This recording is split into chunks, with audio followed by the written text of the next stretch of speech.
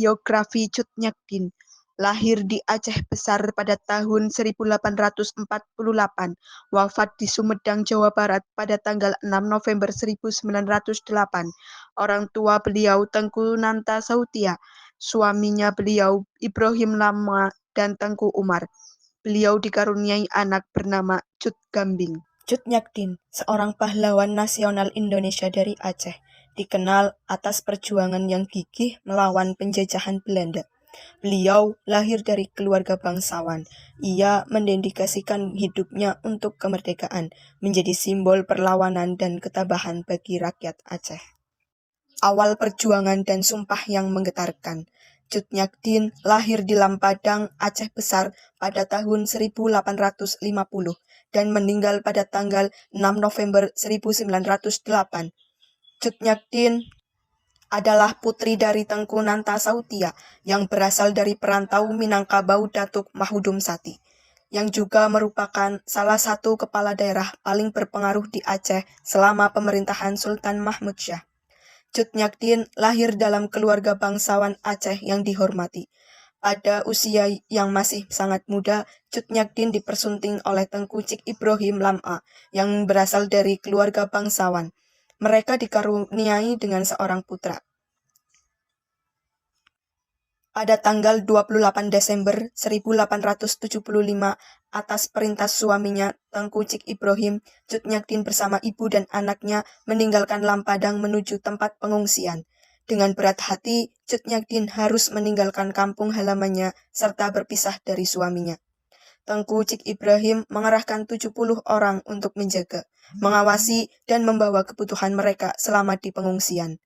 Di tempat pengungsian, Cut Nyak mengajarkan ilmu agama dan Al-Quran kepada masyarakat sekitar di tempat pengungsian. Pada Desember 1875, pasukan Belanda yang dipimpin oleh F.T. Angel menyerang daerah Lampadang. Tidak lama kemudian, kabar kematian Tengku Cik Ibrahim terdengar oleh Cut Nyak. Hal ini menimbulkan amarah Cut Nyak membara sehingga bersumpah akan menghancurkan Belanda. Pernikahan strategis dan taktik menyerah. Lamaran Tengku Umar. 2 tahun berlalu, Tengku Umar mengajukan lamaran kepada Cut Nyak. Namun, Cut Nyak tidak langsung menerima lamaran dari Tengku Umar dan mengajukan satu syarat, yaitu diperbolehkan untuk ikut dalam perang. Tanpa berpikir panjang, Tengku Umar menerima syarat tersebut. Mereka bergabung dengan prajurit lainnya di bawah pimpinan Cik Ditiro yang kemudian mampu menang atas Belanda. Yang kedua ada kepemimpinan baru. Pada tahun 1891, Tengku Cik Ditiro meninggal dan Tengku Umar, istrinya Cut Nyak memimpin perjuangan. Di tengah keadaan yang sulit, jalan perjuangan melawan Belanda tampak menjanjikan. Tengku Umar dan Cut Nyak mengalami kekurangan persediaan senjata, bahkan sampai stok makanan habis. Tidak lama kemudian, suami Cut Nyak Tengku Umar, menyerah kepada Belanda. Meskipun demikian, setelah Cut Nyak menyadari bahwa menyerah Tengku Umar hanyalah taktik untuk mendapatkan senjata dan amunisi yang diperlukan oleh pasukan Panglima Polim, kerisauan Cut Nyak hilang. Setelah pemerintah Hindia Belanda mengetahui bahwa Tengku Umar adalah seorang pengkhianat, mereka memutuskan untuk menangkapnya dengan cara apapun, baik hidup atau mati. Yang ketiga ada taktik pengkhianatan. Panglaut yang sebelumnya merupakan orang kepercayaan Tengku Umar diduga menjadi kunci bagi Cut Nyak untuk kembali membangun kekuatan bersenjata. Melalui dirinya, Cut Nyak diyakini memperoleh dukungan pasukan untuk melanjutkan perjuangan. Kelompok perjuang itu perlahan kembali melintasi hutan belantara. Meskipun dihadapkan pada banyak keterbatasan seperti minimnya persediaan makanan dan obat-obatan bagi orang yang sakit.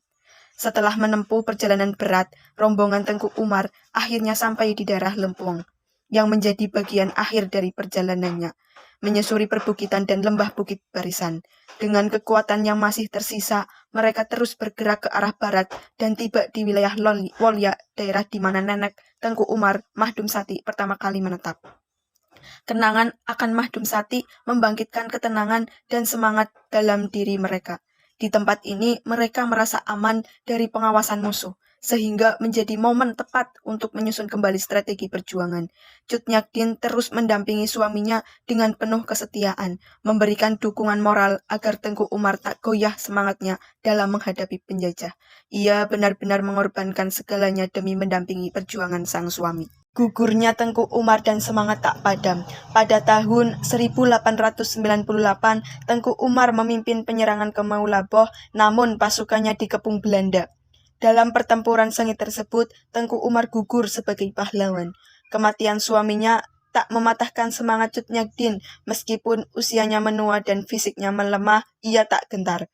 Dengan mengenakan pakaian lelaki, ia memimpin pasukannya membawa rencong dan pedang, melanjutkan perjuangan yang tak pernah padam. Kabar keberanian janda Tengku Umar ini menyebar, membangkitkan semangat juang rakyat Aceh di seluruh wilayah. Perang gerilya dan ketahanan luar biasa. Yang pertama, perjuangan tanpa henti. Cut Nyak terus bergerilya melawan Belanda selama 6 tahun setelah kematian suaminya. Ia memimpin pasukannya melintasi lembah, gunung, sungai, dan rawa meskipun seringkali dalam kondisi sakit parah. Yang kedua, strategi gerilya. Menyadari kekuatan Belanda, Cut Nyak memilih strategi gerilya di pedalaman. Ia mengorbankan harta benda untuk mengisi kas perang dan melatih prajurit, menghindari serangan terbuka yang beresiko. Yang ketiga ada jiwa kepemimpinan. Meskipun belum pernah terjun langsung ke medan perang sebelumnya, Cut Nyak menunjukkan kepemimpinan yang disegani.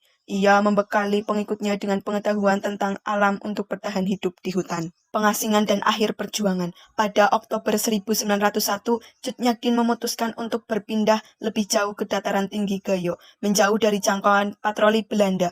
Namun, semakin jauh ia mengungsi, semakin sulit pula kehidupannya. Kondisi fisik terus melemah dan penglihatan mulai memburuk. Panglaut, orang kepercayaannya, merasa iba dan memutuskan untuk memberitahuan keberadaan Cut Nyak kepada Belanda pada tahun 1904.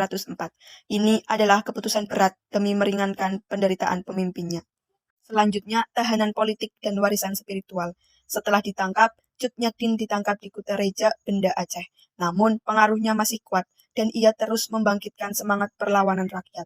Untuk meredam pengaruhnya, Belanda kemudian mengasingkannya ke Sumedang, Jawa Barat.